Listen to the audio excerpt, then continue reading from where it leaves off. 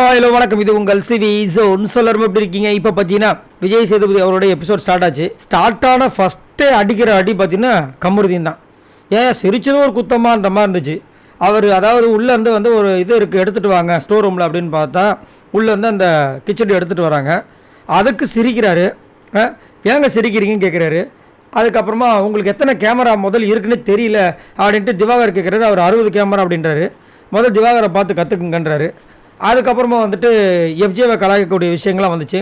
ஒரு ஸ்பூன் சாம்பாருக்கு நீங்கள் வந்துட்டு அவ்வளோ கிச்சடியை வேஸ்ட் பண்ணுவீங்களா அப்படின்னு கலாய்ச்சிட்டு, டிசிப்ளினே இல்லை, இன்னொருத்தர் வளர்ப்பை பற்றி பேசுகிறீங்கன்னு சொல்லிட்டு ஸ்டார்டிங்கே பார்த்தீங்கன்னா கமருதீன் விஜய் பார்வதி பேசின விஷயங்கள்லாம் வருது. ஏங்க சார், இந்த வீக் ஃபுல்லாக எவ்வளோ பிரச்சனைகள் நடந்துச்சு, அதெல்லாம் உங்கள் கண்ணுக்கு தெரில. இந்த ராஜாங்கம் டாஸ்க்கு யாருமே ஒழுங்காகவே பண்ணல. குறிப்பாக பண்ணது பார்த்திங்கன்னா அதை ஈடுபாடோட விஜய் பார்வதி, திவாகர், அப்புறம் கானா வினோத், மீதி யார் வந்துட்டு இதை வந்து ரொம்ப நல்லா அப்படி எடுத்துகிட்டு போனாங்க கொஞ்சம் யாராவது சொல்லுங்கள்.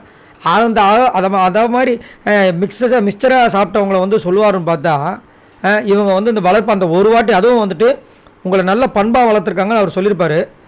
ஏன்னா அவர் வந்து அங்கே மென்ஷன் பண்ணார் அவருடைய அந்த ஸ்டோரியில் வந்துட்டு எங்கள் அப்பா என்னை நல்லா வளர்த்துருக்காங்க, அதனால தான் என்னால் கோவப்பட முடியல அப்படின்னு.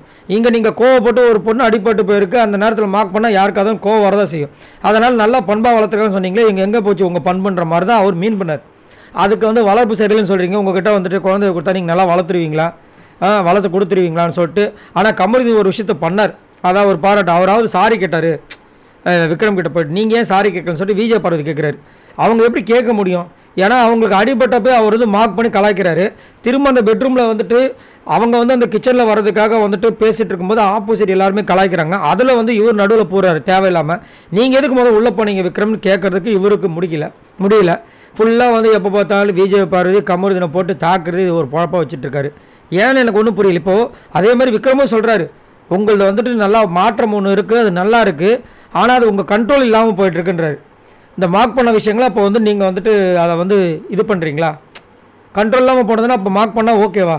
அப்போ அவங்க மார்க் பண்ணால் உங்களுக்கு ஓகே, அதே இது இவங்க வந்து சின்ன விஷயங்கள் சொன்னால் கூட உங்களுக்கு வந்துட்டு உள்ளுக்குள்ளே அவ்வளோ கோவம் வருது. இது எந்த விதத்தில் நியாயம் அப்படின்னு சத்தியமாக எனக்கு புரியல. விக்ரமுக்கு ஒரு நியாயம், கமருதீனுக்கு ஒரு நியாயம், விஜய் பார்வதிக்கு ஒரு நியாயம் அப்படின்ற மாதிரி போயிட்டுருக்கு. இதை பற்றி உங்களோட கருத்துக்களை சொல்லுங்கள் பாய் நண்பர்களே.